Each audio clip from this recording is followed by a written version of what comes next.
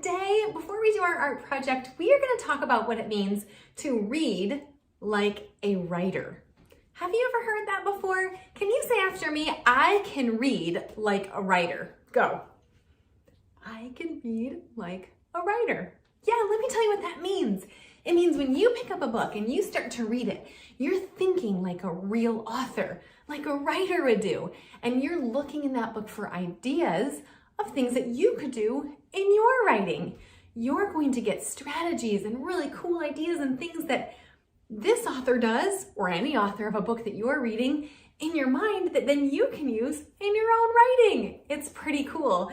You start to read books not just like a reader who enjoys them and loves books, but like a writer who's always looking for new writing strategies and ideas. Today we're going to read a book together. It's a great book. It's called Grow Love by Kimberly Wyman. And when we read this book, we are going to listen like writers. And we're going to look for ideas that we could use in our own writing. Then we're going to make an art project that will help remind us to read like a writer. Are you ready? Here we go.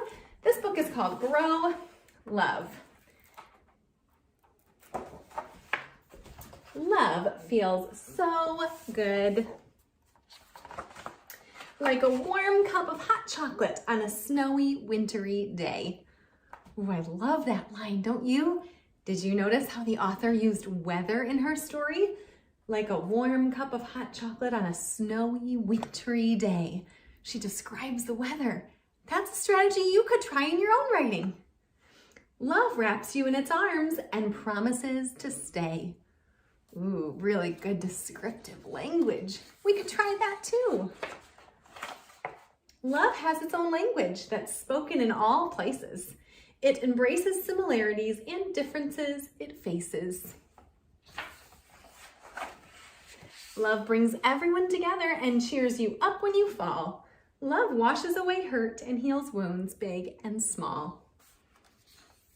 Do you know what I also noticed this writer doing? If you look closely at the words, I notice sometimes she puts her words just like this in a straight line, and sometimes she puts her words into different shapes that fit into the picture.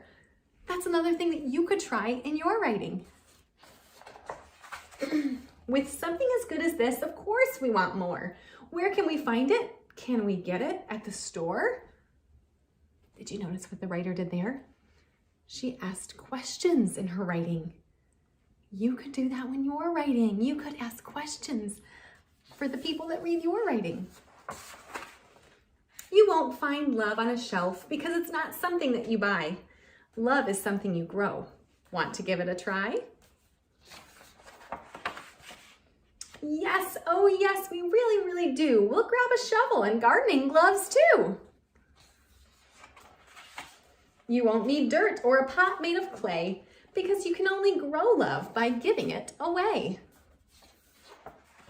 Now I know what you're thinking, and normally you're right. When you give something away, it's gone and forever out of sight. But not with love, it's very magical. Its powers and spells are quite fantastical. Ooh, fantastical. That's a really good word. As a writer, you could try out new and interesting words like that. Also, have you noticed what this writer does on every page with the ends of her sentences? Did you notice?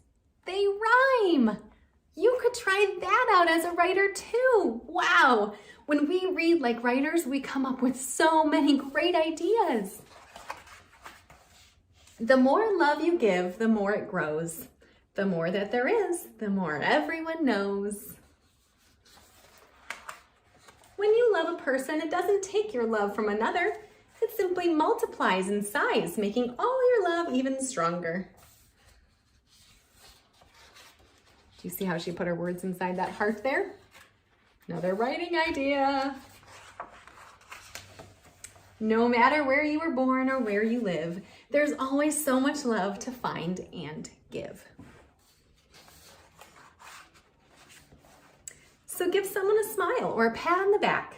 Grow love with a hug or an afternoon snack. And this writer put a little recipe in the book even. Another cool idea of adding a different kind of writing inside this kind of writing. Use your hands for helping. Lift someone's spirits up high. Tell someone they can do it and then watch them fly. There are so many different ways to say, I love you.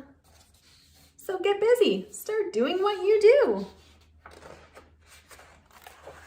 And always remember to grow more love. Just give it away. You'll see it come back to you day after day. What a great story. In that story, that author tried so many things in her writing. She used weather in her writing. Let's see, she tried to write her words like in different shapes on the page. Remember when they kind of were shaped differently? She used rhyming words. So many great ideas. You can read books now like a writer and always be looking for writing ideas. Let's do an art project that will help remind us to read like a writer. Okay, campers, I'm going to show you about how to make a bookmark today. And we're going to remember our book and how we read like a writer. And we're going to make a bookmark that will remind us of just that. This bookmark here says read like a writer, and your family might print this off for you. We gave it to them that you could print it. If they didn't, that is completely fine, and you can just make your own. I'll show you a few different ways. But today I am going to simply start by coloring my bookmark. Now my bookmark has a little pair of glasses to remind me that I can read like a writer. I'm going to color my glasses and decorate my bookmark. You can watch me do that and get some ideas for yours.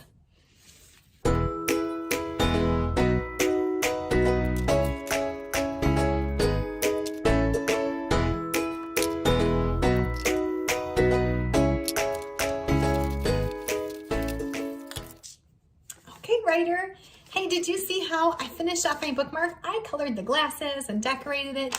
You might take longer and even do more interesting designs. I went kind of quickly because I wanted to just give you an example. Then I used my scissors to very carefully cut out the shape of my bookmark. Now I can just be finished now.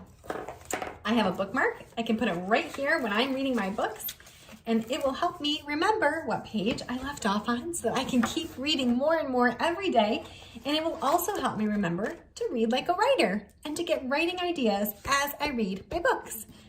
I also want to show you another thing you could do, maybe if you didn't have this paper printed out, okay? The other thing you can do is just take plain paper, of course, and you can draw your own bookmark with any piece of plain paper. You can make your bookmark just a rectangle shape like we had. You could make it have like a squiggly line shape on either side. You decide whatever is best for you. And you can even write in the bookmark, read like a writer. We'll put those words here on the screen so you can copy the words. You can even press pause and write down the words on your own bookmark if you'd like. Then you can use colors to decorate your bookmark however you like and cut it out. And you'll end up with a bookmark that tells you to read like a writer and helps you to keep your page. Try it out.